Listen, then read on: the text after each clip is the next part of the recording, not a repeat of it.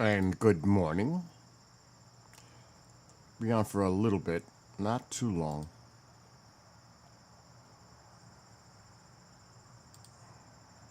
as I have things to do. It is actually pretty cool here. I'm sitting here in shorts and I'm a little chilly. That's a change. Now, the weather for here for Sunday night for the peak of the meteor shower looks decent. The remnants of Debby will be affecting this area Friday into Saturday. That's what they're saying, at least. In shorts, and I'm a little chilly. And we'll see how it clears up. They're saying it's going to be beautiful on Sunday and Monday, so that's a good sign for the meteor shower. And also, thank gosh, even though they got close to a foot of rain in Charleston, it looks like everything is good there with the flooding. And like I said before, they all started going nuts. Like I said, what was going to be the main concern? Rain. And that's exactly what it's been. So, thankfully so far, and yes, there is flooding in a lot of areas. I'm not discounting that there isn't flooding occurring in other places, because it is. But generally speaking, it's not as bad as it could have been. But it's not over yet. Carolinas still have to deal with this. The Mid-Atlantic, the Northeast. What's up, Julian? What's up, Elise? It was nonstop raining, Elise. Like I said, in some areas that were flood prone and they were worried, like Charleston, I saw Mr. Cantori on the Weather Channel this morning, and he was like, 0 evacuations from people that were caught in the flooding. They were showing the streets in Charleston. Everything looked good. So based on just that, but I'm sure there's flooding in so many areas. But right now, like I said, it's not over yet. Yeah, Georgia. Oh my God, Savannah, that area. Oh my! I was looking at some of the footage. Cars. There, I was looking at a video that there were cars. I don't know if it was Florida or Georgia underwater. I think it was Florida, but my gosh, it was insane. Let me just see what I'm doing here because I'm not paying attention. And we've had a lot of rain here. So our ground is saturated. We cannot afford to have 3 to 5 inches from this. We just can't. Because the ground is not going to absorb it. We're, like I said, the ground is so saturated. I cleaned out my drains. I did what I had to do. That horrible thing across the street, I cleaned that out. It's not the fall, so I don't have to worry so much about leaves or debris. But as you can see on the screen, and the euro was more accurate again, by the way. The euro is the one that has been absolutely accurate, not the American. I always say that. But here it sits, and you could see how it's bringing in that moisture now up more to the north, right on the border of South and North Carolina. And they've been getting bans. Everybody's been getting these bans coming in onshore. But this thing is moving only... You could walk faster than this thing is moving. It's only moving at 3 miles per hour. This thing is moving slow. That's the problem. Oh my gosh, here we go. It starts. You shared a photo and a video. Oh my gosh. Elise, I'm looking at your photos now. I'm gonna look at your video. Wow. The video's trying to load.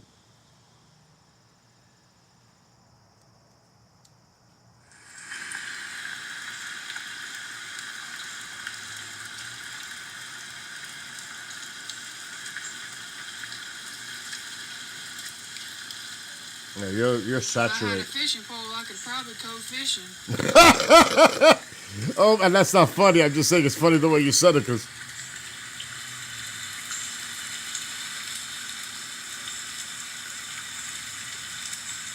oh my god.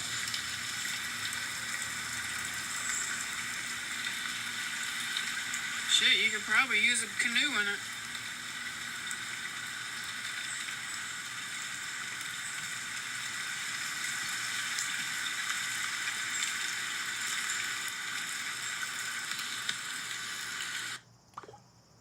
Wow.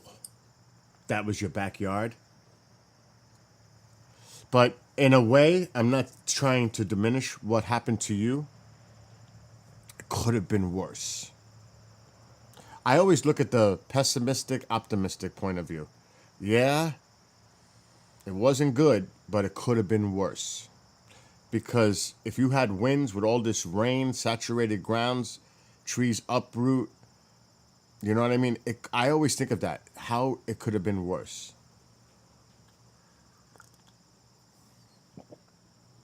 To me, there's always a bright side.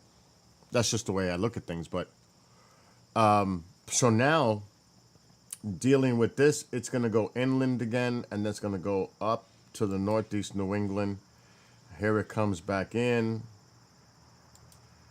and look at all that energy. And slowly, and that's a lot of rain. You know, they're going to get it now. I don't know what they're predicting, but, and this system is then going to shift wow, that just moved fast. It's going to head up north. For us, I'm glad it's shifting more to the west. So it may not be that bad here with the rain. May not be. It's actually shifting more to the west. It's going inland, which might be a good thing for us. So that's where it starts to come in Friday. The high here today is only 73 degrees. Like I said, I'm sitting here. I may have to close this door because I'm getting cold. I'm actually getting chilly sitting here, which is a beautiful, rare thing. So yeah, there goes the system going up to the north into New England. Now I'm just going to see if there's anything the Euro is showing. The last thing people want to see is another one. There's a little disturbance down there, but I don't think that's going to become anything. That disturbance is still there. There it is again, right here. Now, where's that going to go? It might get caught up in this and move out to sea. See it? It might turn. Whatever this is might turn more to the north and out to sea. Oh, there it is. It could get caught up in this. I don't see a steering mechanism taking it west. Oh, I'm going to be right. But now this is a player. There's a high pressure here. Will this high pressure influence this enough to push it inland again? That's going to be close. But the high pressure is retreating to the north and allowing this thing to go up. And that could be a great sign. But look at this. Another one. I think it's not going to affect. It looks like it's going to be taken up. Uh-oh. I didn't like that jog.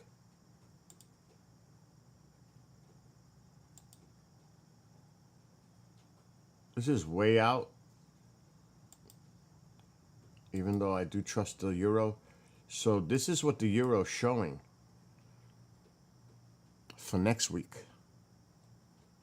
Now, based on, it still looks like this could still get caught up and taken out. See the steering currents? I don't even see the high pressure. It depends if there's a front coming here to keep it offshore. That this needs to be watched. It's way too early. Way too early. There's a high pressure that's not going to allow it to go into the Gulf. If this is true, there's no way it's going into the Gulf. The only thing that this could threaten is the East Coast again. Same areas. Carolinas. Who knows if Florida's in that, but this is way, way, way premature. I don't hold anything to that. Let's see. The American doesn't even have it. But then again, I don't trust the American at all. So it's a mess. So hopefully nothing happens. But this is the season. This is the time of year where you get more of these storms developing in the Atlantic, moving west into our area. When I mean our area, the United States, Gulf area, coastal areas of the Atlantic, up and down. The peak is not till September 10th. Remember that for the hurricane season.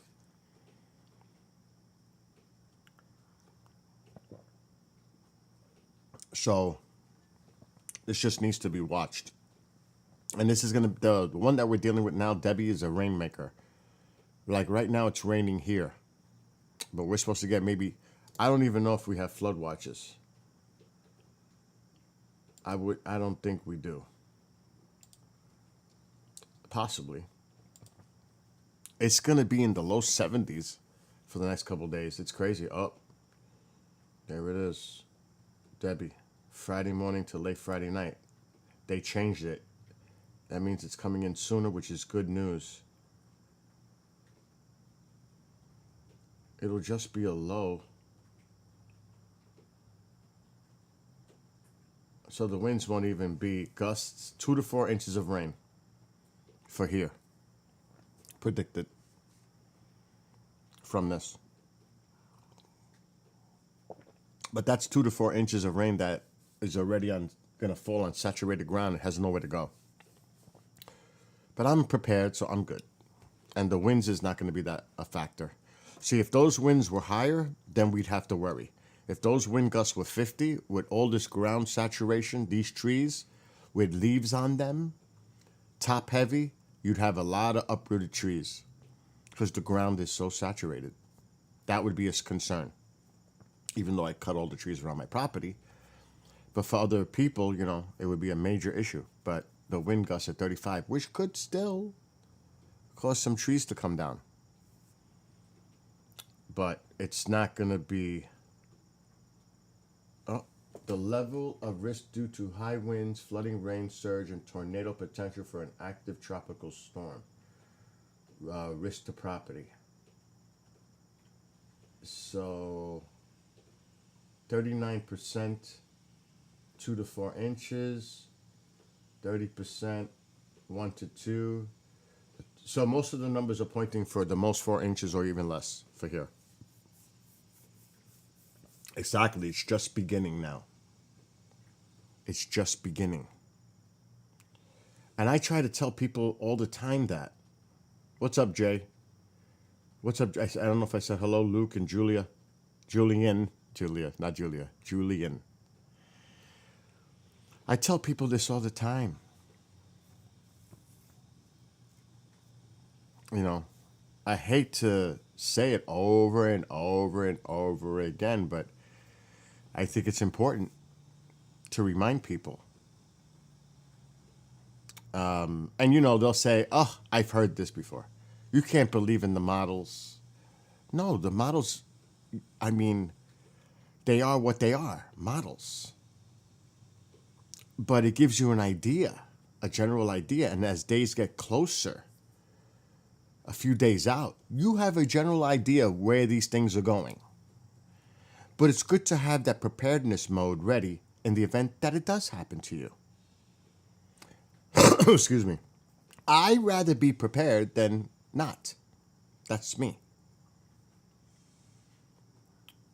Do people just want to have a wait and see approach and just not be prepared? I guess there are people that would do that. I'm not one of them. Now, getting away from this, a lot of people have been talking about the Iran, Israel, Hezbollah, Houthi, this stuff. I knew nothing was going to happen, at least last night. There was one major reason, and I was watching Steve's channel, Agenda Free. I'm trying to tell him messages. I was trying to, but they stayed. It's funny, you know, I mentioned it a few times, and he didn't mention it once, and he should have. Because I don't know if because he wanted people to stay watching his stream, but nothing was going to happen tonight, last night, because of something that was happening today. And I'm trying to tell him, check this out. By the way, you got to see other things that are going on. And I was talking about the China connection to Iran, the Russian defense minister went to Iran on Monday. They're supplying them with sophisticated equipment, jamming equipment, missile defense systems in the event of an incoming retaliatory attack from Israel or us or both. But I was telling him, dude, this isn't going to happen. You know why they're waiting? Because if it even happens, they're waiting to put their assets in place because they know Israel's instantly going to retaliate. They know that. So they're putting their pieces in place. And there was something that was happening today. I don't know if it happened already. It's 10. It should be 5 o'clock over there. It probably happened already. And it was this. And this is from the Iranian news media outlet. Iran acting foreign minister heads to Saudi Arabia for emergency OIC meeting. This is today. Nothing was going to happen last night because as a requested by Iran and Pakistan, they're meeting with all the Islamic nations in Saudi Arabia to discuss this whole thing going on with the assassinations that happened in Beirut and Tehran, supposedly. And look at the wording. Just look at the wording coming from the Iranian side. You could see the fluster, the rhetoric. Wednesday morning, the foreign minister departed Tehran for Jeddah, Saudi Arabia, on Wednesday morning to participate in an extraordinary meeting of the Executive Committee of Foreign Ministers of the Organization of Islamic Cooperation, the OIC. Heading a delegation, he's scheduled to participate in a meeting on the continuation of the Israeli regime's crimes against the Palestinian people. The extraordinary meeting will also address the dimensions of the Zionist regime's assassination of Hamas leader Haniyeh and its violation of sovereignty and national security of the Islamic Republic of Iran. The meeting comes following Iran's intensive efforts and active diplomacy through consultations and numerous contacts with him, with the Secretary General of the Organization of the Islamic Cooperation and the foreign ministers of member countries of this organization. And then it goes into who Haniyeh was, the Hamas leader. So they weren't going to do nothing until they had this meeting with the other nations to discuss this and get a feel of where the other countries were coming from, their positions, their opinions. They weren't going to do nothing because they want to talk to them first. So I was putting this in the chat. I was actually sitting there watching Steve stream, and he did not bring it up once. He was bringing up everybody else's stuff. He didn't bring this up once, which I found to be quite surprising because this was important. There's nothing would have happened last night because this meeting has to take place first. Now, after this meeting is over, assessments can be made, and then they can decide where they're going to go from here. Now, you also got the Olympics ending on Sunday. And by the way, the United States leads in both total medals and gold medals, as of the last I checked. And China's number 2, which I said before the Olympics started, U.S. and China would be the top 2. They always are, usually in the Summer Olympics. historically. I think the United States has 24 gold medals and China has 22, but the United States has close to 90 total medals. Canada, number 11. Just saying. But Canada, they're strong in the Winter Olympics. A lot of these other countries are very strong. The United States doesn't rank up there in the Winter Olympics. They're up there, top 10 maybe, but not 1, 2. Summer is their thing. So look at the other little areas of information on here. This is coming from the Iranian media outlet. President their new president congratulates media workers on Journalist Day. Really? Journalist Day. So journalists have freedom of the press in Iran? That's freaking news to me. Really? So the media, he congratulates media workers on Journalist Day. How is that the most ridiculous thing you see?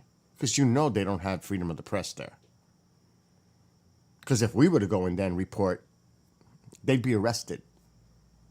And who else knows? Possibly executed. Just to look at some of these little captions here of articles. And yeah, about him going, Iran embassy in Beirut marks National Reporters Day. How ridiculous is that statement? Reporters Day. Are you kidding me? Are you kidding me? This is what they feed their people, you know. That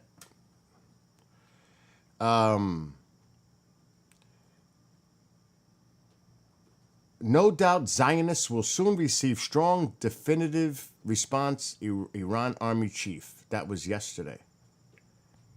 No doubt that there will be some type of retaliation.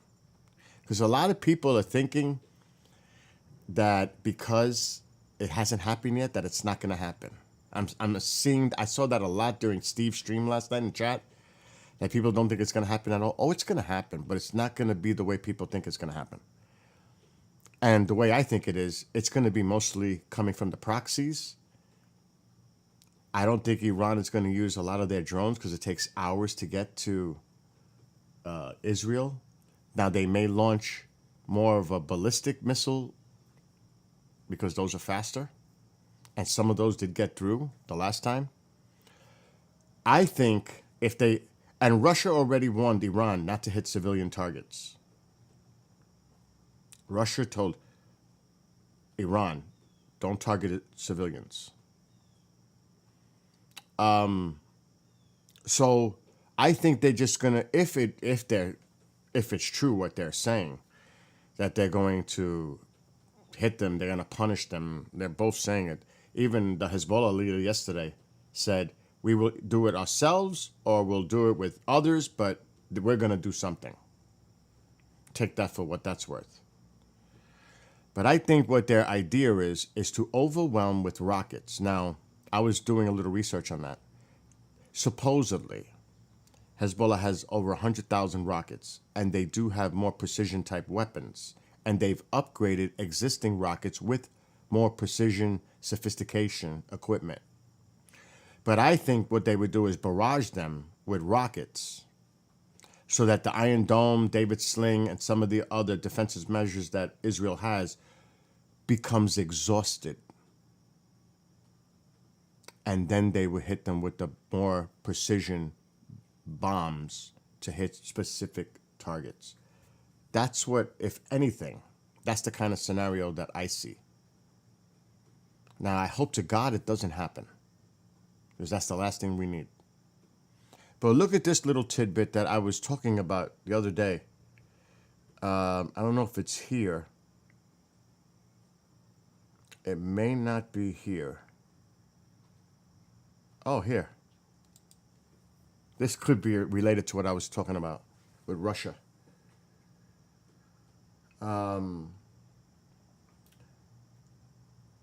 So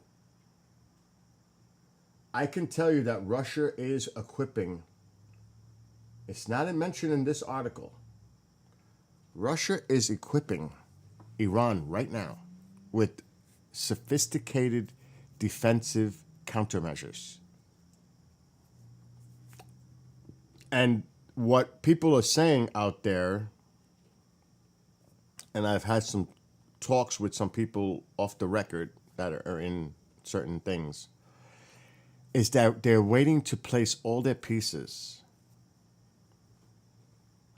And that's why there is this delay. They want to make sure they have all their countermeasures in place in the event of a retaliatory, which will happen, from Israel.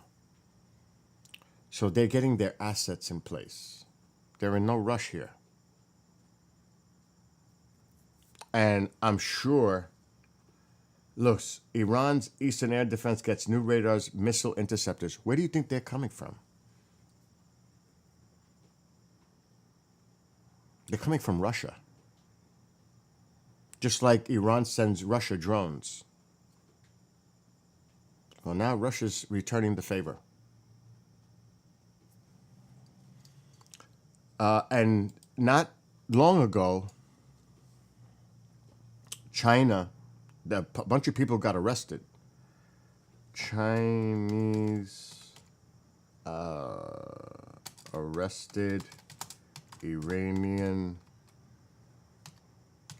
let's put, tech. Yeah. Now I gotta go to more recent. This is why you gotta look at all the underlying issues. Yeah, that was crazy. This one that came out yesterday, the Department of Justice in the court, they arrested this guy a month ago. He was Pakistani, supposedly working for the Iranians, and he was trying to hire a hitman to take out President Trump. And they got him. What's up, 91?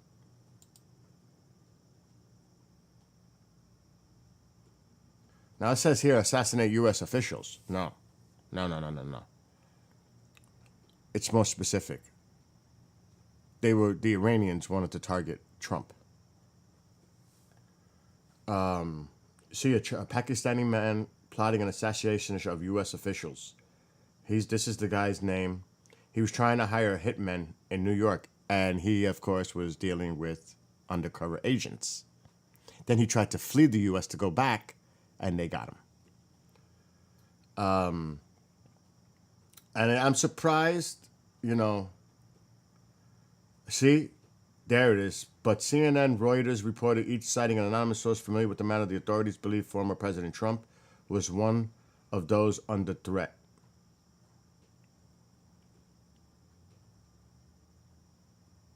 And who else was on the hit list? Who knows who else they were going to try to take out? Anybody who's what they considered anti-Iran, Iran is going to do that. Yeah, it's too busy in the UK. The UK is too busy with what's going on over there. That's insane what's going on over there. But that same shit could happen here.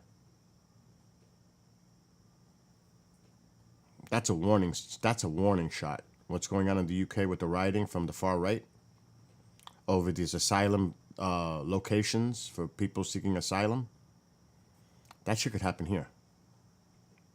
Yeah, the burning of the hotels. It's not good what's going on in the UK. But getting back to the original thing, without getting too crazy off track, I'm trying to see. I gotta look. Chinese tech. No. 7 arrested. Let's do that. 7 arrested with ties to Iran. Let's see if that comes up. Ugh. It's the same shit that's coming up.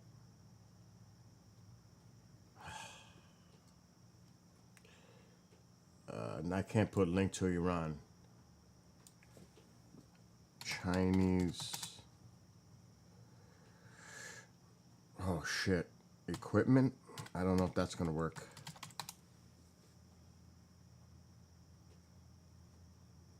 We have to put past week. Damn, I can't find it now. Chinese technology. Maybe the 7 is wrong. I thought it was 7.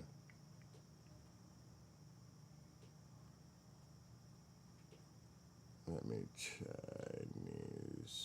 All I know is they were caught trying to get sophisticated ballistic missile technology to Iran. Chinese technology, ballistic missile arrest.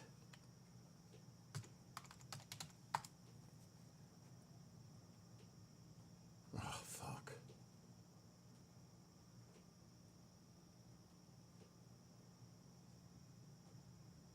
I don't know how I'm going to look it up. All I know is I saw that. It happened, I think, last week. I'm surprised I can't find it. China accused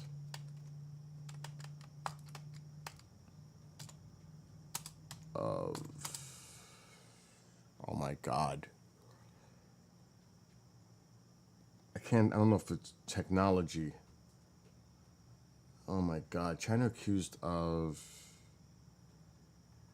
See, it's not going to come up because everything else is going to come up. Arrests.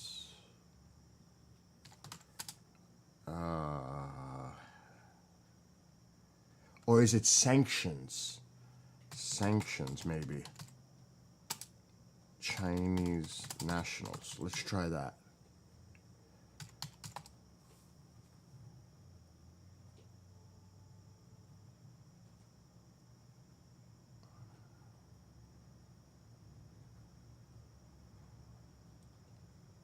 Or. Damn it. Charles, if you could find the article, see if you could find it. I know it was.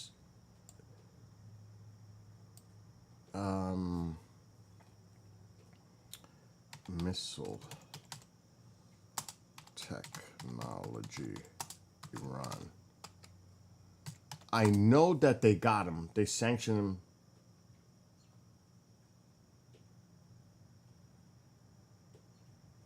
This might be it.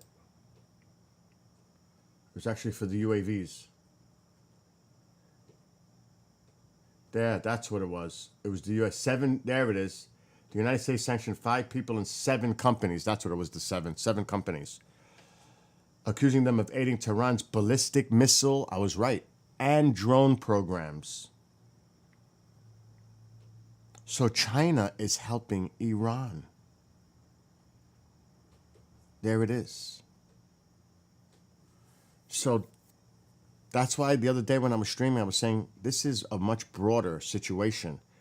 If things get crazy, it doesn't just affect, it affects everyone involved. Russia is working with China, Iran, and North Korea. All 4 of those countries are working together against the West. Whether people want to recognize that or not, that's whatever. But we have to know that they are all working together against all of us. And we better get our shit together and work together, regardless of our political differences or whatever the heck, because it is literally us against them. In a real sense, not like some people say politically. In a real sense, it is the West against this axis. Because they are all working together. And there's no miscommunication amongst them. They're working closely together, not like a shitstorm sometimes that goes on between the NATO countries and the relationships. We can't be in that disarray. We need to be together. This is not the time for that kind of nonsense. The last thing we need is some bullshit nonsense. Because that's going to send a really bad signal.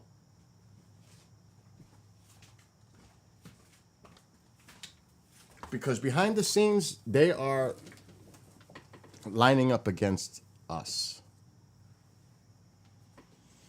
I was 91% actually, Charles. I looked up that data yesterday. How much China's oil, how dependent China is for Iran's oil. That's why the other day I was saying, are you crazy going after their oil fields? Are you crazy? Lindsey Graham, I'm with you on with the nuclear facilities. If anything you're going to target that. Don't go after their oil. Because you know what? China's going to be pissed. And even Euro countries, 20% of their dependency. A lot of countries get Turkey. A lot of countries get their oil from Iran. They're not respecting the U.S. sanctions. Turkey waited 4 years while these sanctions were in place. 4 years. Because what caused all this to go crazy was once somebody killed the Iranian deal with the nuclear deal, all bets were off then. And now, because of that, guess how close Iran is, weeks, if not already have, the capability of producing uranium, enriched uranium, because of that deal getting by somebody. Well, now, that could have slowed them down at least. But now, because of that, they probably have it by now, if not weeks away. What about that? So, and you know, we've always said, oh, we won't allow them to have a nuclear weapon. Well, they're damn close. And the last thing they need is to get aid from China or Russia aiding their ballistic missile program.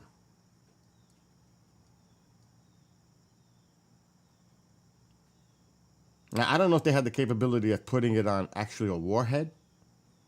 It's one thing to enrich uranium and put the thing together, I guess. But this is not helping at all. Regardless of what people think out there. That's the practicality of the situation. It's very serious. Now, would they use a tactical nuke? If anybody uses a nuke in any way, the whole world is going to walk away from you. You're toast. Nobody, if anybody decides to use even a tactical nuke, the rest of the world is going to be like, we're walking away. We're not dealing with you. Because that is a red line nobody wants to cross or support the use of. So, again, there's a lot of things going on here that we don't want. Charles says Iran was making big money selling that mildly enriched fuel to Russia. And that's why I was saying they're working together. And do not be surprised if Kim Jong-un does something to bring attention to him now. Do not be surprised he starts launching tests of ballistic fucking missiles. Do not be surprised because he wants to bring the attention to him. I read something that he's put a lot of stuff on the border. Good morning, Rich Moon. I heard that he did put like a lot of stuff on the border with South Korea.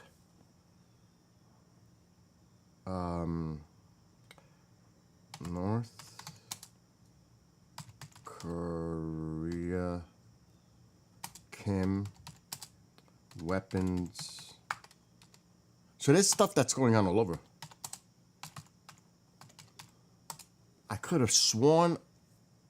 Yeah, here it is. 2 days ago.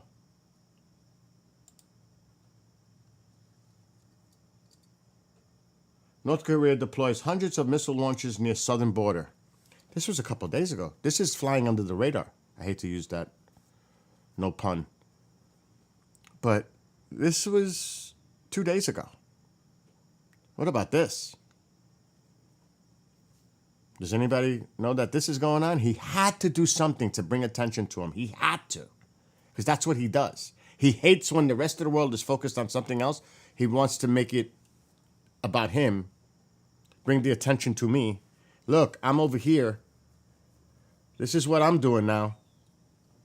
Now, you don't think that this is not a strategic thing that they're working with the Russians and the Chinese and the Iranians? Why? Because that's a strategic point. Now the U.S. has to spread itself thin by maintaining all these areas. What's going on in near Crimea with the fleet? The United States has to have a presence there. Not far away, this is going on in the China Sea. Then you got to deal with stuff in the Persian Gulf, the Strait of Hormuz, and then you got to deal with another thing going on in the Mediterranean off of Israel and Lebanon. So that could be a strategic point of view too with the Axis. Listen, do some saber rattling. Bring some attention to you. Make them be aware that you are still there and they need to pay attention to you.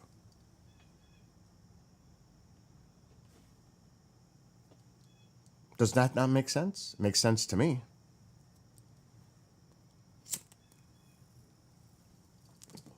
So it is very complicated, everything that's going on. It's, people are so easy to say, let's attack, let's do this, let's do that, slow down, calm down, relax, not so fast.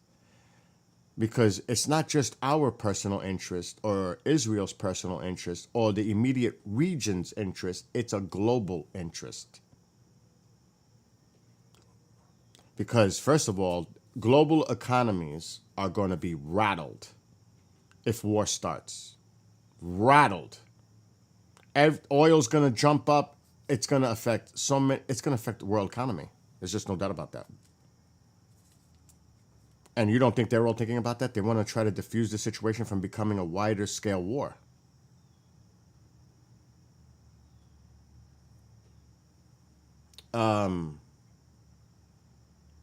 Yeah, I mean, a sub was taken out. The Ukrainians took out a sub. But see, Russia cannot be happy with what the U.S. is supplying Ukraine with. They're not happy. Would you? Russia's like, they're hitting targets inside Russia with U.S. weaponry. I don't think we would like it if it was happening to us, would we? If we found out that Cuba was hitting the United States with rockets made in Russia? I'm just saying, just to be fair and objective. But they hit an air base. They took out a sub that was docked. And things are still going crazy over there. So there's a lot of shit going on around the world. Look what's happening in Venezuela. I mean, there's a lot of stuff going on. So it's hard. F-16s and also the Raptors are now in the Middle East. We sent the Raptors there. But it's a powder keg. The fuse is lit. It's a long fuse. Where will it be put out? I don't know. I hope the fuse fizzles out and goes out. But right now, that fuse is lit. And it might explode. That's how dangerous this is. And the proper way to use the word dangerous. Not like some people use the word dangerous loosely. But this is seriously dangerous. So I don't know. I think something is going to happen, but I just hope it's not on a major, large scale. And what Putin told the Iranians is don't hit civilian targets. I hope they don't hit any civilian targets. Because how precise is their precision guidance missiles? You could always have one that doesn't hit exactly where you want it to land. So this is dangerous. I mean, and let's not forget, yes, we all know that Hamas is labeled as a terrorist organization, and we all know what happened on October 7th. Obviously. We know that. The point was, despite Hania, this person they took out, the Hamas leader, At least he was trying to create some kind of negotiation, dialogue with Egypt, Qatar, United States, other players to try to get a ceasefire hostage negotiation deal done. Well, you just took that guy off the table, and now the most extreme guy located in Gaza in a tunnel somewhere is now the leader of Hamas, as they designated him such. So by killing him, you killed the talks. No, it wasn't the United States. It wasn't what somebody said here in the United States. It was taking that guy out. Now you really threw everything out the window. And I can't imagine what those families are thinking about, those hostage families, finding out the news that this happened and that the peace talks, this negotiation for a ceasefire, are now pretty much dead because he's dead. And I was reading some articles, the UK, other countries, US, were not happy with Netanyahu for doing that. They were pissed because they were negotiating this for months, and you just wiped it all out with that one hit. So, not good. And he was directly involved in this negotiation. It's unbelievable. It's unbelievable. And like I said, you could look at this from multiple points of view. Multiple points of view. And we cannot people like to choose sides. You must look at things objectively. You must look at this objectively from all parties involved. It's so easy to take a biased opinion from one side. It's so easy to say, let's destroy Iran's oil fields and go take this out. It's so easy to say that. But is it responsible? Is it short-term consequences, long-term consequences? What's going to be the action or reaction for your actions? And how is it going to affect the rest of the world? Does anybody think about that? Do these people that are in Congress or in executive branch, legislative branch, whatever branches, think about this stuff? I hope they do.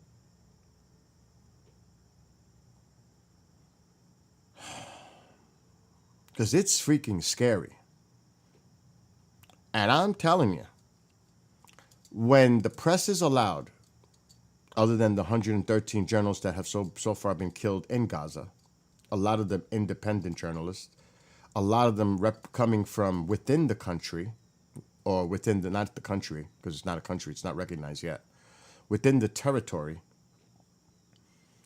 UN workers, which, yes, they did, I think it was 9 of them, working with the Iranians in Gaza. That's another thing. That's definitely a major thing. But they've killed over 200 aid workers, UN workers. Like I said, 113 last I seen, journalists. Gaza comprised of almost 50% children. And people, I don't understand how people don't get outraged. They always get outraged when it comes to children and anywhere else. But here, it seems like people are turning a blind eye with all these children dying. Almost half the population of Gaza are children. Over 16,000 of them are dead already. 91,000 Gazans, Palestinians, are injured. Over 40,000 have been killed. Civilians. I wonder what the number is of Hamas. Because I haven't seen that number yet. How many Hamas officers have been taken out? Or Hamas terrorists. How many have been taken out? What is the infrastructure condition of Gaza right now? It's rubble. It's destroyed. Where are all these displaced people going now? These innocent civilians. Where are they going? You know how long it's going to take to rebuild Gaza? It's freaking leveled. And the only drone footage that I saw that I was digging was 3 months ago, and it was bad. I can't imagine what this place looks like now. So what I'm getting at is I can't wait for the press to get in there and make a true assessment of what's going on or what happened in Gaza once there is hopefully a ceasefire. I want to see the reaction from politicians, from people from all walks of life. I want to see how people react when they see what this place looks like after this is all done. And if that's acceptable to a lot of people. Not only are they starving, Charles, they need severe medical care. This is a humanitarian disaster.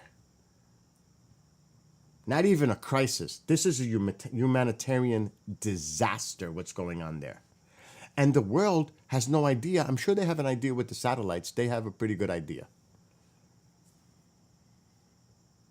And some people say, well, war is war. Well, after certain wars, there was treaties for trying to prevent civilian loss of life.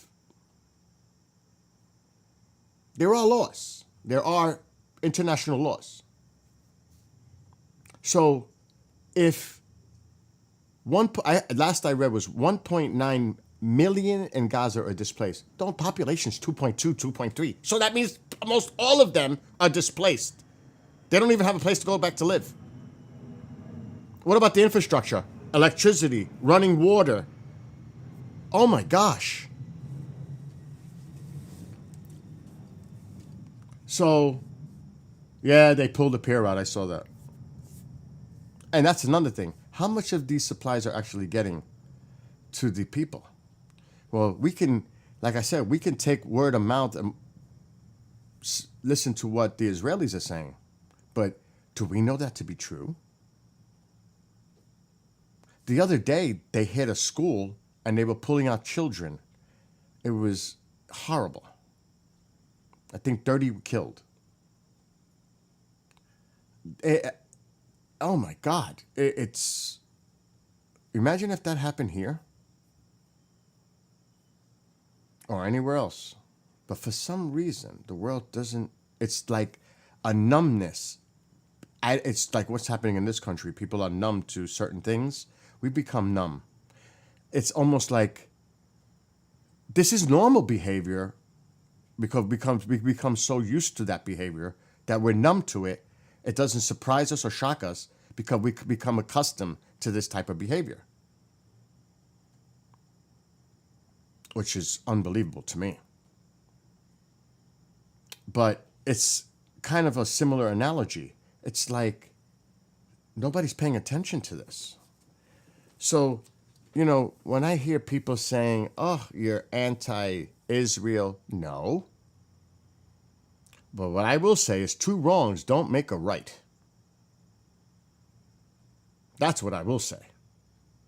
It's one thing to retaliate for what happened on October 7th, where they slaughtered and pillaged and raped and did unhuman things to the Israeli citizens and took hostages, which is deplorable, every word that you can use. But at the same time, to justify your response by killing tens of thousands and injuring 100,000 in the name of getting Hamas, which I believe that mission is going, well, they got a few of their leaders, but is Hamas really going to be eliminated from Gaza?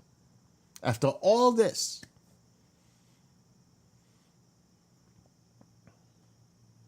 and do you think that those children that survive aren't going to have a hatred of Israel growing up for generations to come and telling their kids what happened there in Gaza? You don't think that's going to happen?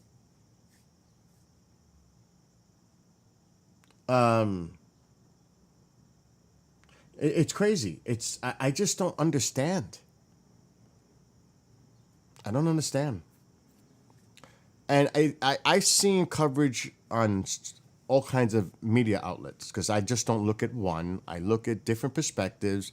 I'm looking at I-24 News from Israel sometimes, but not much. I look at Al Jazeera English. I'm looking at all these independent news place sources to try to see what propaganda or what they're saying on each side, trying to gather as much information as I can from both sides or all sides or everybody's perspective. And then I sit back and I say, okay, this, that, and I make an assessment for myself.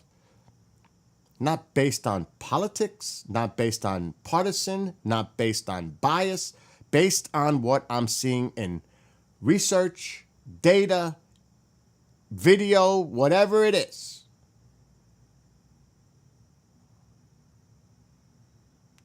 But to make this into a political thing is a disgrace.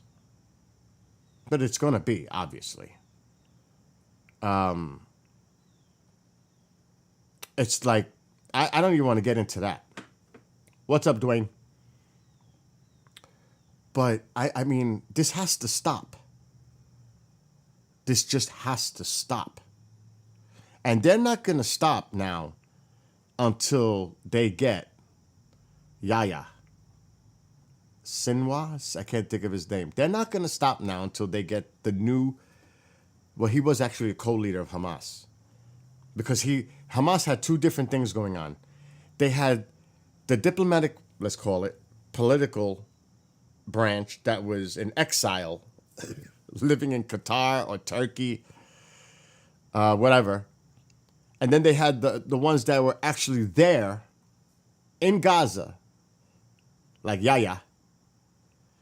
So there was like a joint leadership thing going on. It was split. And Hania, the one that they killed in Iran, was part of the political diplomatic representation of Hamas. Regardless of what you think about these people. But that's just the way it was broken down. Well, you just killed the diplomatic part of it. Now you got the hardcore one sitting in Gaza, somewhere in a tunnel, and he's now been assigned a new leader. You think Israel is going to stop? They're going to rest until they get this guy, and they know they've been going through the tunnels, miles and miles and miles of tunnels. You think they're going to stop now knowing that this guy is somewhere in those tunnels underground? Hell no. They're going to keep going until they find this guy, and they take him out. Because they already said he is going to be sitting, well, he's going to be by the others, meaning dead. They're going to take him out. Because they mentioned other names that are dead, and they say he will be joining them. Near them. So that means they're going to take him out. So he's on their number one hit list right now. He's definitely on their number one hit list. So you think they're going to stop? They ain't going to stop. They're not going to stop until this guy surfaces or they take him out. This is not going to stop. It is cold, right? Close your window. I'll close in a minute because I gotta get off soon for a meeting. All right, Mom. I heard you. I know, it's chilly out. So, I don't know. I don't know what the results, I'm sure it's going to come over the news wire soon, what happened at this meeting today in Saudi Arabia between the Islamic leaders of all these, or not leaders, maybe diplomatic corps, meeting at the request of Iran and Pakistan. Pakistan was also the ones that requested this meeting to happen with the Islamic organization today in Saudi Arabia. I'm interested to see what the feedback and what comes out of that from certain countries. I'm sure we're going to find out what they thought about this whole thing that I shared on the screen earlier. But don't forget, this guy's acting up. Russia's supplying Iran with defensive countermeasures, jamming equipment, other equipment. They already received some, and they're sending in more to Iran. Iran's already received some. And again, this is the one that I was paying attention to. this meeting today in Saudi Arabia, where the Iranian diplomatic corps flew in to meet in Saudi Arabia, which is not exactly friendly territory. That's just a Sunni Shia thing alone. That's not exactly the friendliest place, but it had, a lot of these different leaders or diplomatic corps from other Islamic countries to talk about, like they worded, the Zionist regime's assassination of Hamas leader Haniyeh, and also to talk about the continuation of the Israeli regime's crimes against the Palestinian people. Now, they're going to get a lot of sympathy for that.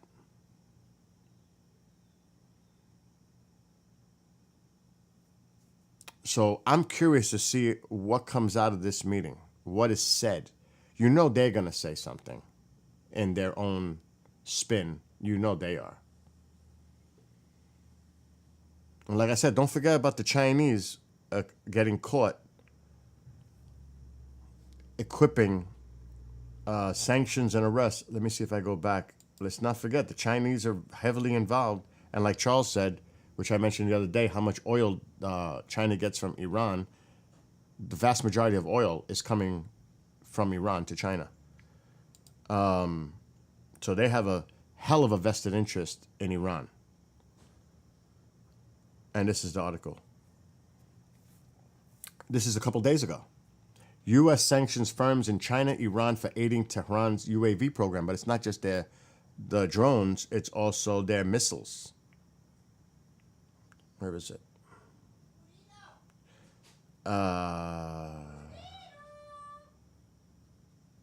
Procuring key components for subordinates of Iran Ministry of Defense and armed logistics. These are some serious components to help accelerate. Look at this. Procuring accelerometers, gyroscopes used for guidance, navigation and control systems for ballistic missiles. So Russia and China are aiding Iran. They're just like we aid Israel, well, they're aiding Iran.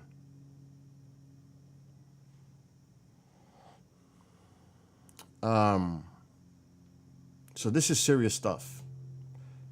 Ballistic missile and drone programs.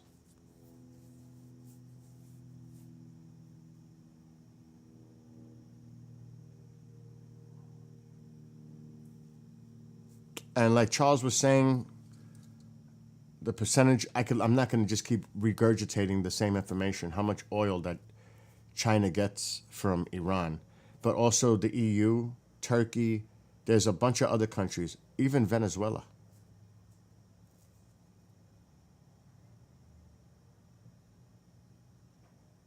So this is dangerous. And the UK and the US hit Houthi armory points. I believe they did the other day. Yep, right here. This is coming from the Iranian media.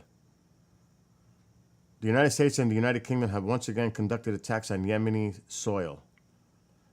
Yemeni media reported on Wednesday that American and British warplanes bombed Taiz, governorate in the Arab country. The attacks on the southwestern part of Yemen had been carried out on facilities and infrastructures belonging to the Yemeni resistance movement.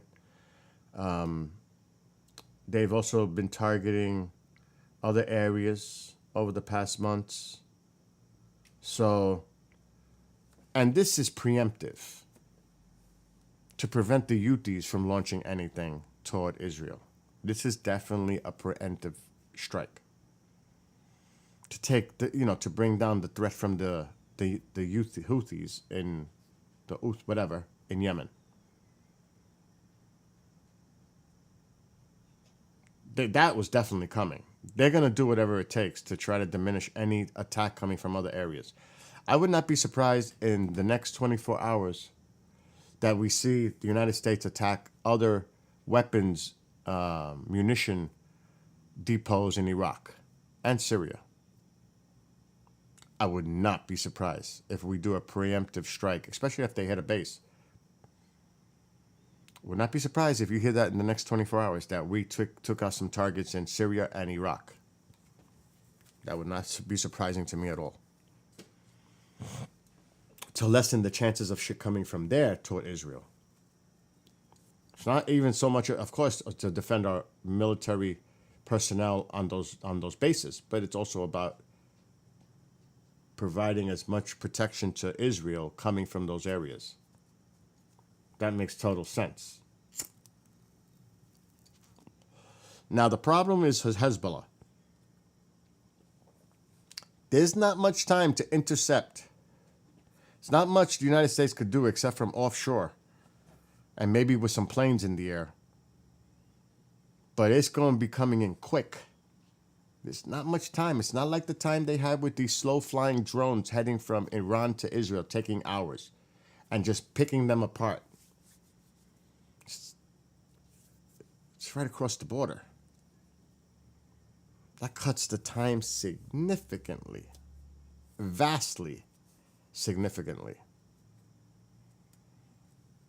So that is depending. I'm telling you, a lot of people are worried what Hezbollah is capable of doing. Yeah, Iran. If Iran's smart, they don't get their hands dirty. They let their proxies do it for them. And I have a feeling that's what's going to happen. I think Hezbollah is going to unleash thousands, potentially, rockets toward Israel, which would cause a major confrontation now between Israel and Lebanon. But the blame is obviously going to go to Iran, but Iran didn't put their own hands into it directly. They had their proxies do it. So I don't know. I hope to God that doesn't happen. I pray for peace. But Hezbollah, and the leader said it yesterday in a speech. I don't know if you've seen it. Let me get rid of the Debby stuff.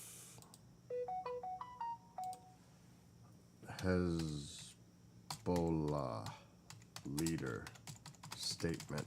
And this was yesterday. And as he's making this speech, Israeli planes are flying low and creating sonic booms and rattling the buildings below. And he mentions it. They're just trying to unnerve us. As he was speaking, Israeli planes are flying low, buzzing these buildings. It's insane. Let's see. This was, I think, yesterday, so we got to go to past day.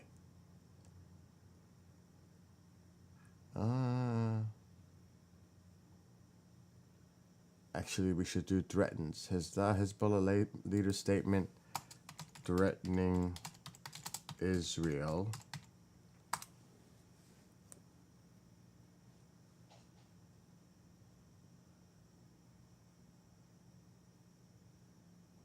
Oh my God, tell me they're not going to have...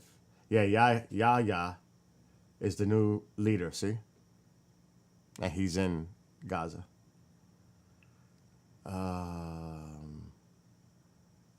Maybe it's not yesterday. Maybe it was yesterday. That's 5 days ago. Hezbollah was... Yeah, there it is. So he made this statement yesterday.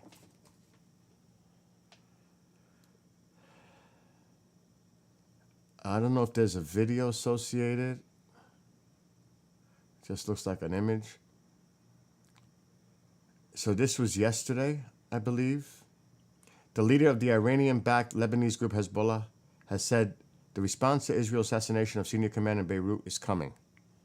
Speaking in a televised speech to mark 1 week since his killing, so that was yesterday, He said that the retaliation would be strong and effective and that the assassination could not be treated as an ordinary attack. He added that the group might act alone or in coordination with other Iranian-supported factions in the region. Now that's a clue what I just said. With other proxies. Didn't say Iran directly. Other Iranian supported groups. That could be an interesting little tidbit there. And yes, countries have been telling citizens to leave Lebanon. I think the Canadian consulate told their citizens to go to Jordan. There's all kinds of stuff going on.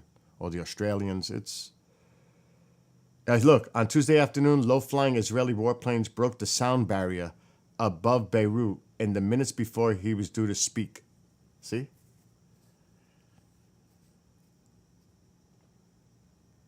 Minutes before. And earlier on Tuesday, Israel said it carried out an airstrike, that's true, against what it said was a military structure used by Hezbollah in southern Lebanon. 4 people were killed in a house nearby. Oh, there were 4 that were killed on a house in the town. They were Hezbollah fighters. Several countries, including the U.S., have urged citizens to leave Lebanon as soon as possible. In response, Hezbollah fired what are called a swarm of drones, injuring 2 people in the northern town of Masrat. So that's what he said yesterday.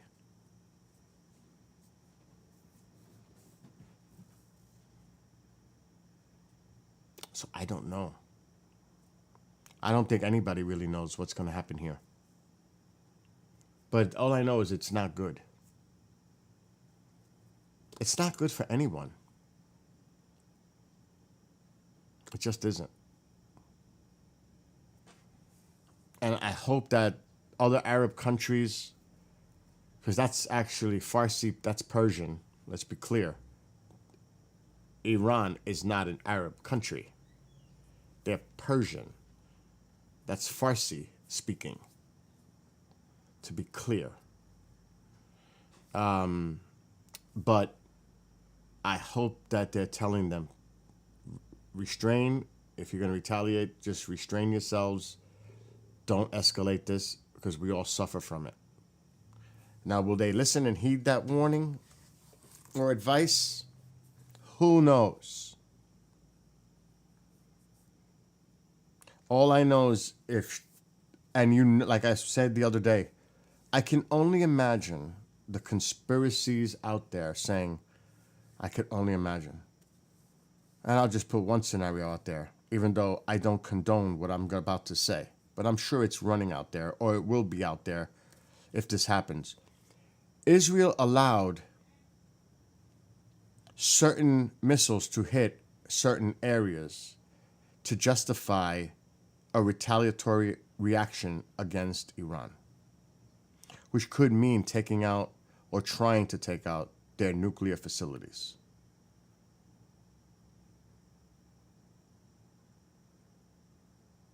Do you know what I mean? I would not doubt that's already out there somewhere. People are talking like that.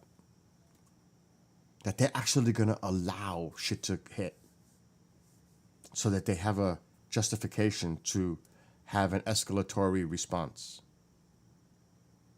Because that's just the world we live in today. That it's a false flag.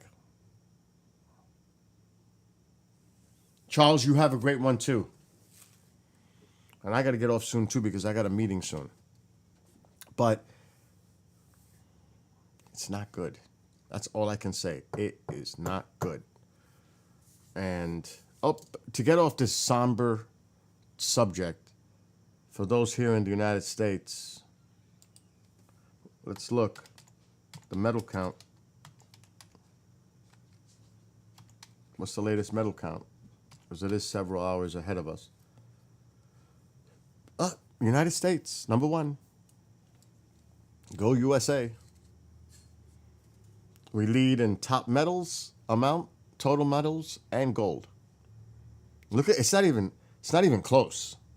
Now China has 22 gold, but we're gonna increase that gold amount. The basketball team, there's still a lot of areas that most likely our numbers are gonna go up in the gold category. What are you doing with Tycho? But you can see who the top two are, as predicted. U.S. and China. Australia, then you start to see the numbers. Those frankfurters are not being cut. 86 total medals for the U.S. 26 ahead of China. But like I said, China has 22 gold, United States has 24. To show the total, the UK is number 5. Canada is 11. Just to put some perspective. And you can see the numbers as they go down. So, and this ends, I think, Sunday. The 11th. I think the games are over. And this gives you the total up to date because right now it's several hours ahead. What's up, Bob? It's several hours ahead of us. I think it's 7. So you still got some events going on. It's only like 6 p.m., I think. What time is it in Paris right now? Alexa, what time is it in Paris, France? In Paris, it's 5:02 p.m. Oh, it's not. It's 6 hours. All right, so it's 5:02. So this, an Israeli alert. And here's more related to that. Alexa, stop. We have an alert from in Israel.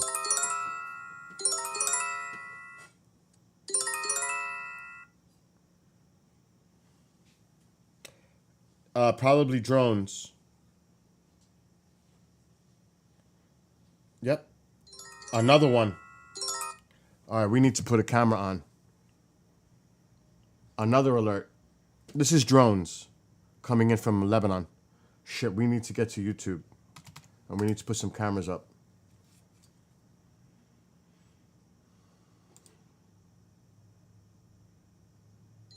Another one.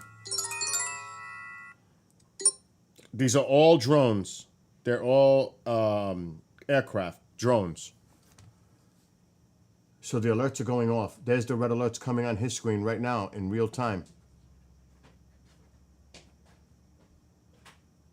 All right, let's get another camera up. Yes, Mom. Come on, I'm calling the high. Mom, okay, but I'm live right now. Just do what you got to do. I'm not bothering you. I'm just saying, do what you got to do. Yeah, I can't see, but I'm trying to do my best. Okay, I got to go to history. Let me just cut this one's dog. Where's the other one that has the multiple cameras? That's DD. Here we go. Maybe, oh, that one's over, but we can still click on their channel in quiz. Let's see if they're live. They are live.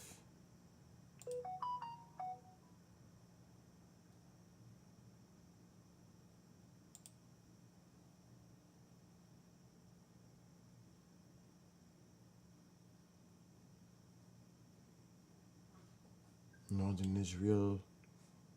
All right, something's going on. Mom, something's definitely going on. The one person is moving the camera more that way. Who are you talking to? I'm live now, Mom. Oh, somebody's moving. I don't know. Let me take my camera off for a second. Go ahead, Taco. Go on, eat. Go, baby. So there is some type of intrusion to Israeli airspace. There's another one.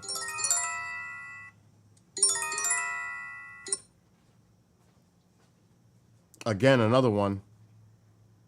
It's all in the same area.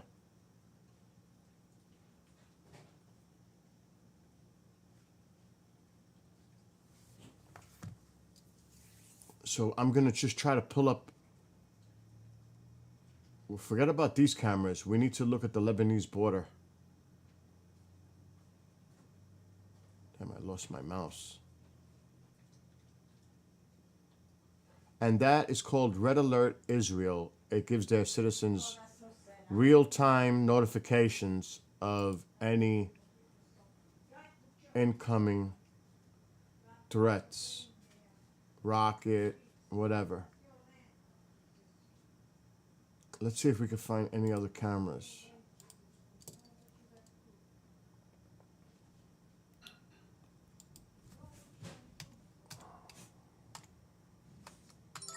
Another one.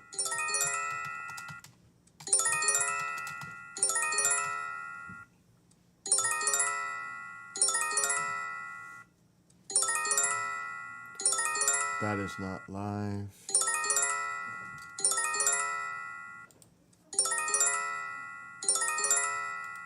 Let me get rid of that alert. Let's see where this one is. Same general area.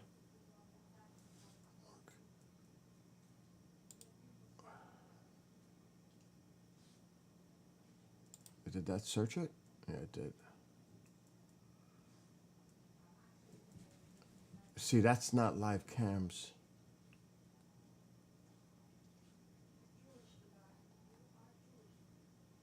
I don't like what it's saying, live cameras.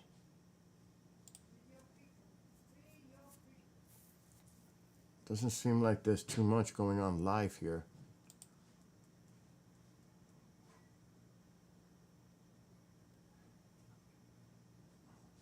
This is old.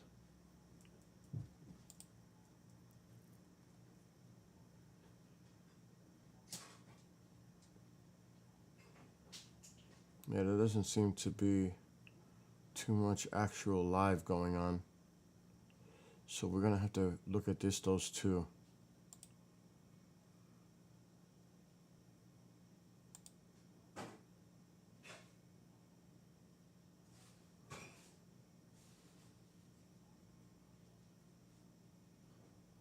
Well, the alert stopped for now.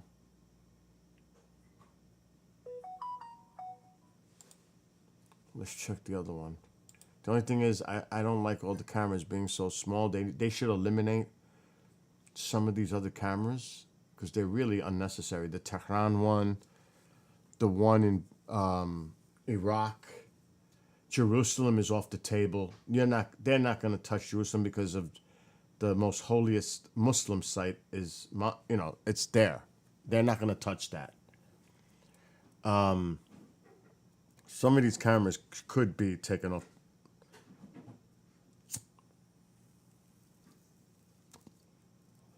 The other ones, and really even Beirut, nothing's going to happen in Beirut because unless they make some kind of a military action on Israel, Israel's not going to just do anything to preemptively at Lebanon. They're not. So that camera is kind of insignificant too.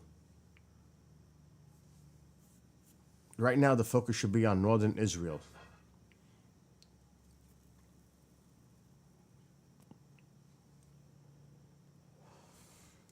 So the alerts stopped. Let me see. I'm going to look at where these alerts were coming from. Shit, that's actually more central.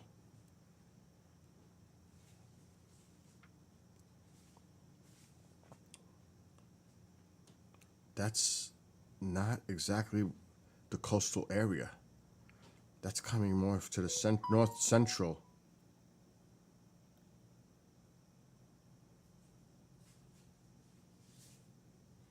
Yeah, the last two were not near the other area.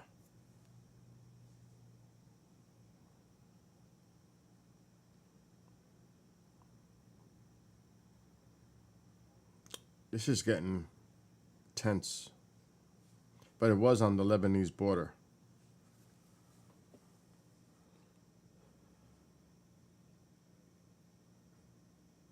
And yes, it is 6:09 local time. So it's going to be getting dark soon in Israel.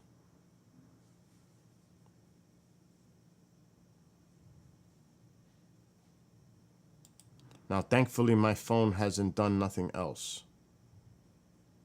We can actually put this up a little bit. So what the app is, it's Red Alert Israel. You can download it on iTunes or Google Play. But it's interesting because the last two were totally in a different area. They were here, more in the north central area, even more to the east. The others were coastal, northwest. So this was two different areas of alerts that just came through. And I'm sure the other guy is showing it on his screen, because he does. He's probably got the alerts showing up on his stream. DD Click. He's been covering this from the beginning. So has InquizX. They both have. From the beginning. And see that? Let me get rid of my camera. See it on the bottom? He's putting the alerts in real time. See Northern Golan, the Golan Heights. See, now that is definitely on the other side. That was how many minutes ago? 9 minutes ago? It's been 9? No, I can't see that. Has it been that long already? So he puts up the real-time alerts on the screen.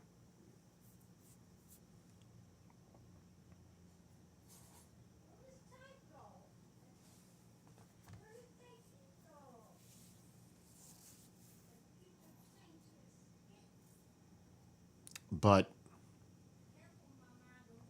it's quiet right now. And everybody waits for nightfall. I know Steve is waiting for nightfall at Agenda Free.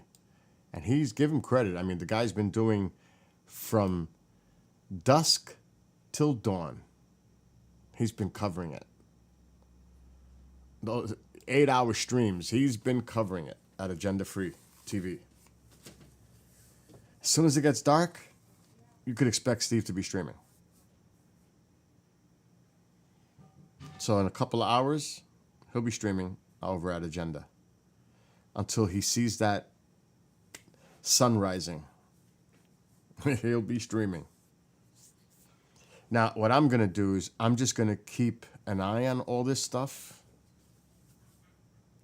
Like I'm monitoring it in many different ways here. Like with the app is one example.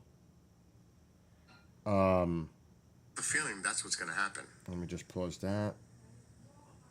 I think Hezbollah is going to unleash that's Rumble. Thousands, potentially, rockets toward Israel.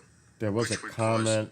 I'm looking for the comment. A major confrontation now between Israel and Lebanon. But the blame is obviously... So Rumble is way behind on the stream. Oh, it's odd, but that's just the way it is. But I will be paying attention, keeping an eye out on this throughout the evening.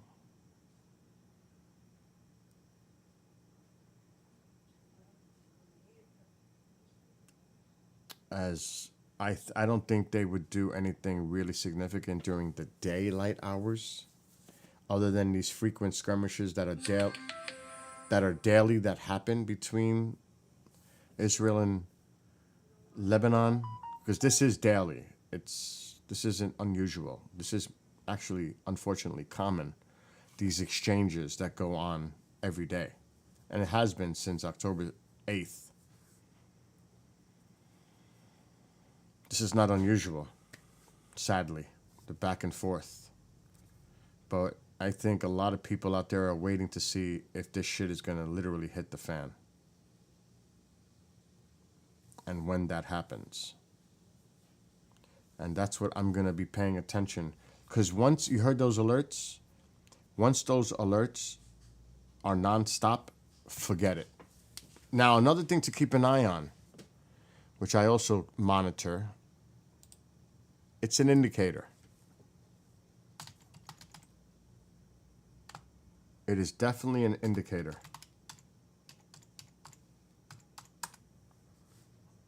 Oh shit! What is that about?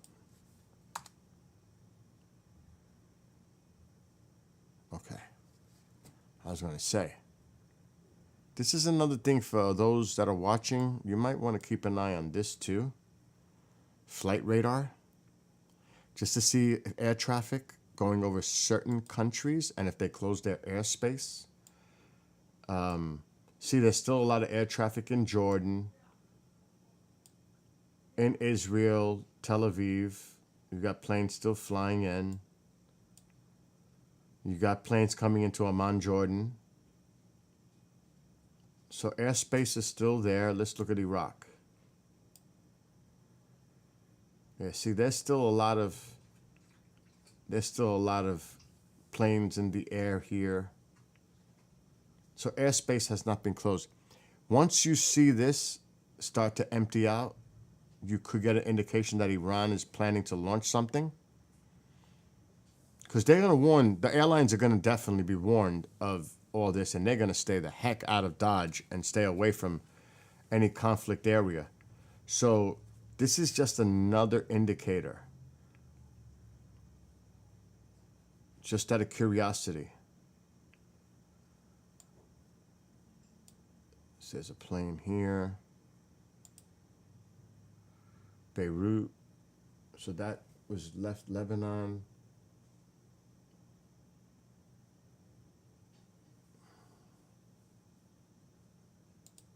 Let's see some of these other planes out here. That's Israeli. I mean, it's just normal air traffic.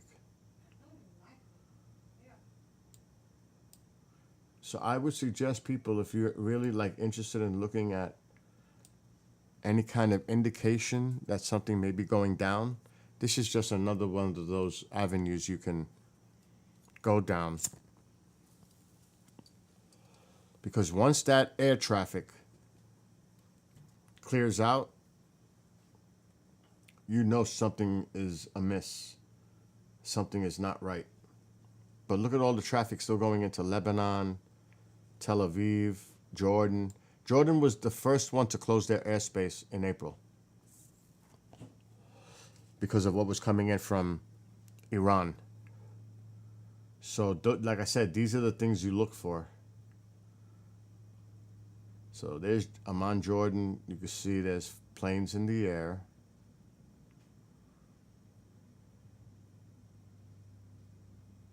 Tel Aviv, there's still quite a bit of air traffic. And let's check Lebanon, Beirut.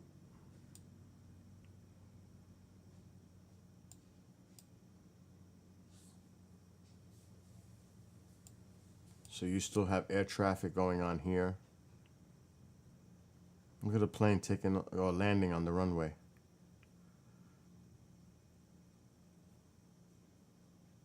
MEA. To Jeddah. That's where that meeting was at today. Saudi Arabia. Isn't that interesting? Israeli. Tel Aviv.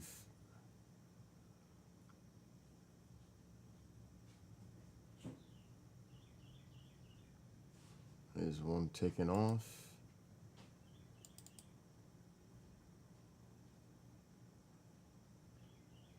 There's another MEA.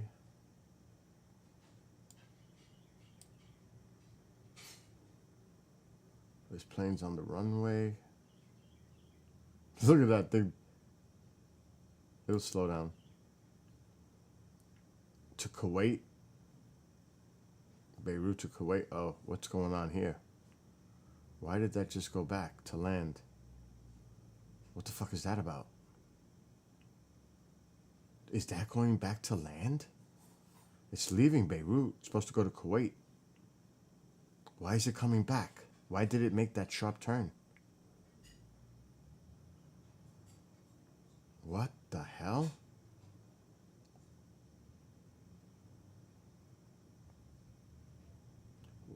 What the fuck was that?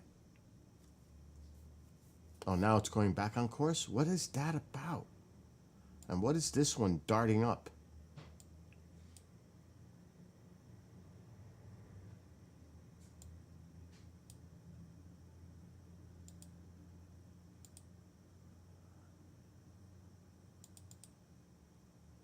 Tel Aviv to JFK. Holy shit. Wow. Yeah, they got to go around. They can't go. I don't know why this is showing planes turning around.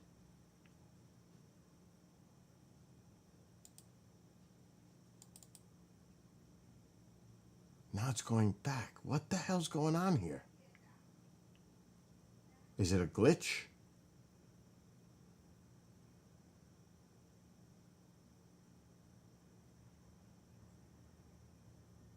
Could be a glitch.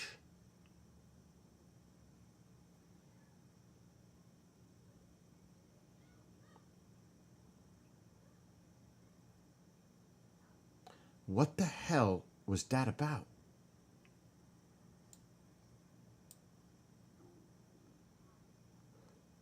It's just bouncing back and forth. Is it landing again? This one's taking off, it looks like. All right, now that's kind of odd. Did that just land again?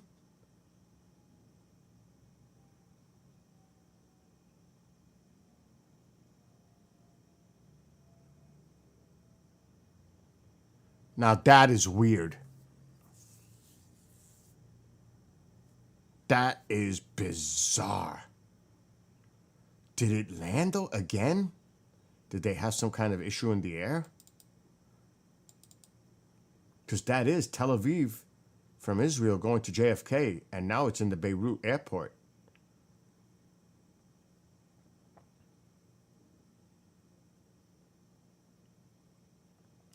And I'm not seeing anything else taking off from... Now look at it. What the freak is going on with this?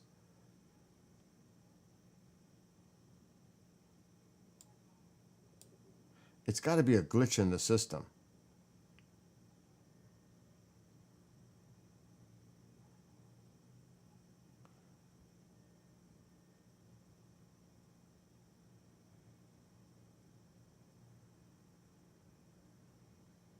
This is so bizarre. I don't understand the glitch.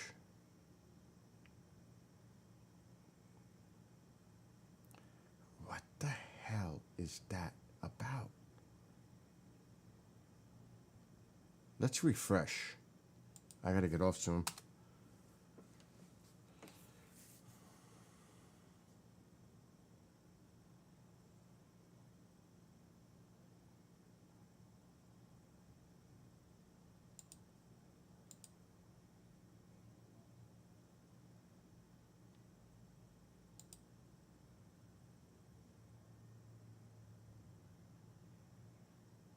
That's the flight.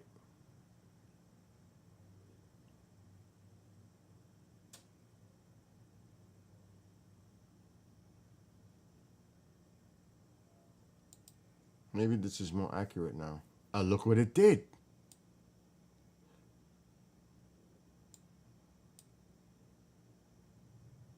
Every time I click on it,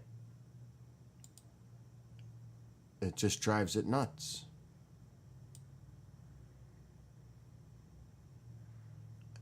And there's no need for it to refuel if it's just taking off of Tel Aviv in Beirut. That's the last place it wants to be. And now it's back in Beirut.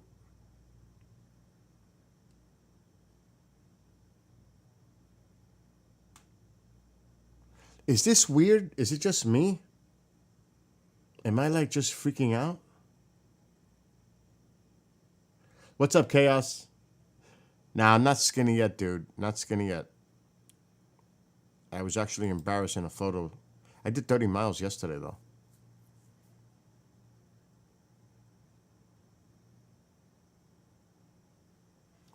This is so weird.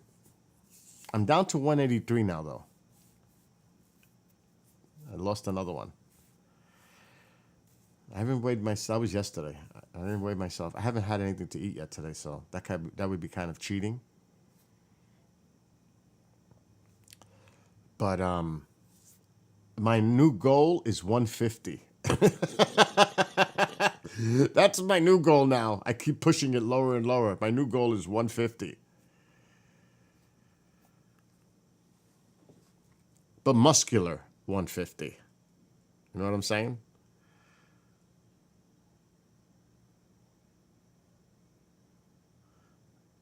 I don't fucking get it. Now, where did it go? I wasn't paying attention.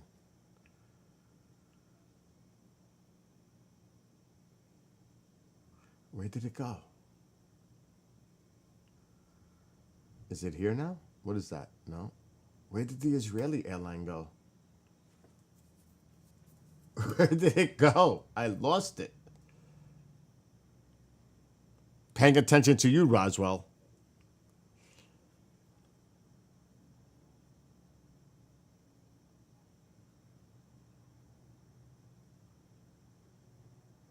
And it's that cutter.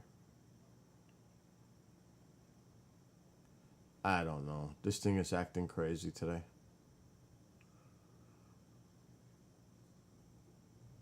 I don't even see the Israeli plane anymore.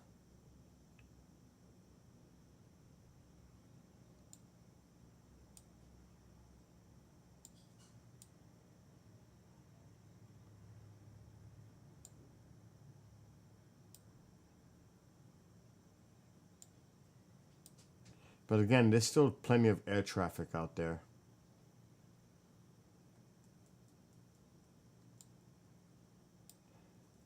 It's crazy when you look at the United States, how crazy it looks with all the planes in the air. See, there's still air traffic in Iraq.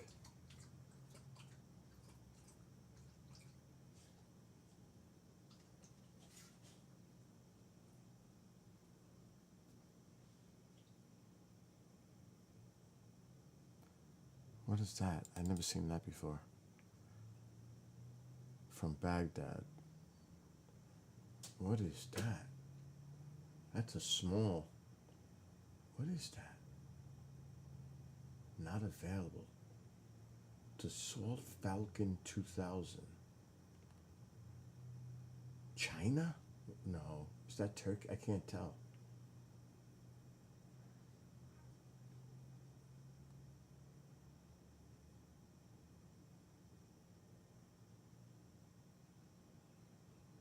Turkey. I thought it was Turkey. So that's a small private. Ma, what is it? Okay. Before I forget, Uh-huh. and maybe you might forget, What? look in Amazon. Not available. Uh-huh. I US. Yes, Mom. Can you tell me later? No, You need... I need a nice pair of red sandals. Oh, yeah, you told me about that. Okay. See if you see a nice one and pull it. Okay. US. Not available.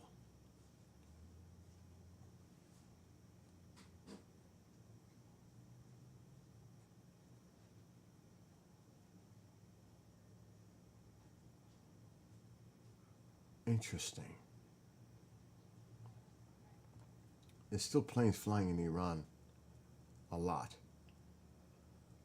And like I said, there's still a lot of planes flying in Iraq. That's the Turkish. That's the Turkey one. Yeah.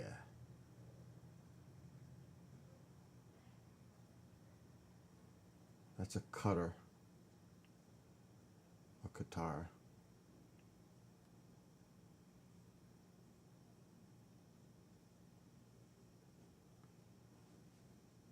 Oh, the IOC. That's an IOC fucking plane from the meeting today.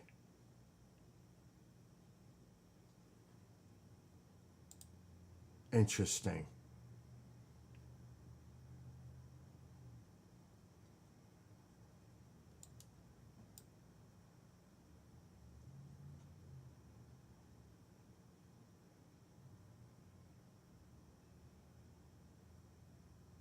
What is that? Dubai to Turkey. Okay.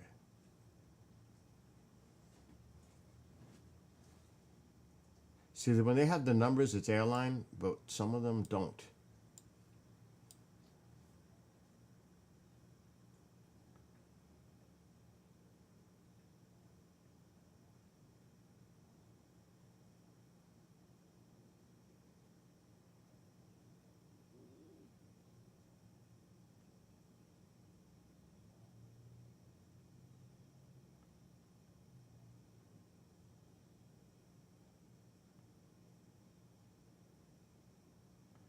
Yeah, these are all civilian.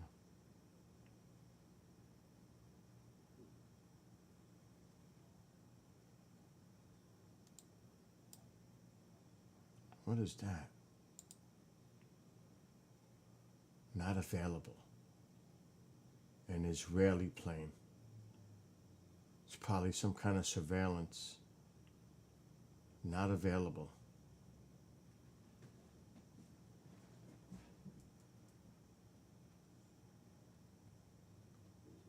Huh. Not available.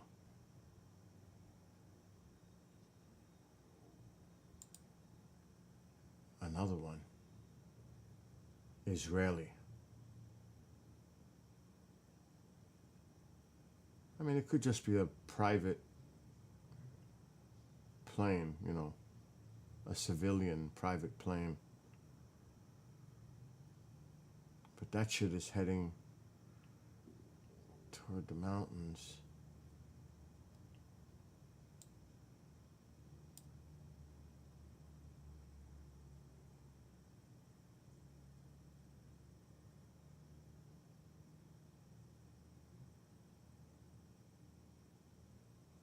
It's over Israeli territory, though.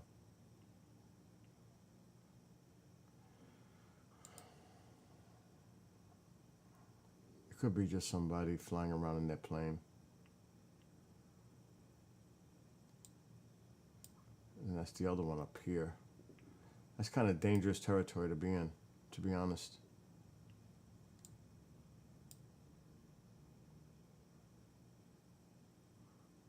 That's near the border almost. That's kind of not that close, but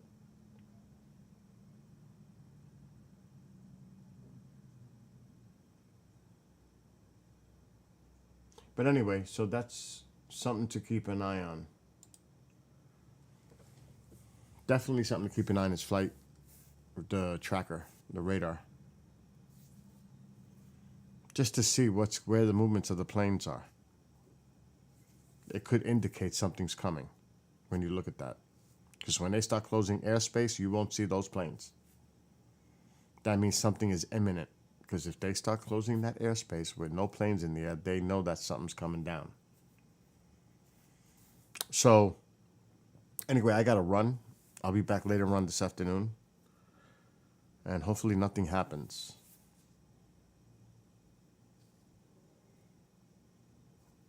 But what time is it there now? 6:34 local in the evening. So it's going to be getting dark soon. A couple of hours. Another probably restless night for a lot of people there in northern Israel.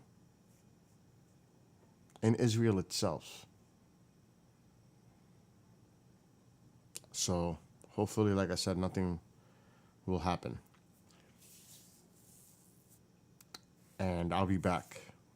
So till then, be well, be blessed, be safe, everyone. Pray for peace. I hope you're one of those people that pray for peace. And hopefully this doesn't get out of control. Till then, enjoy the rest of your, well, it's still morning. Enjoy the rest of your afternoon.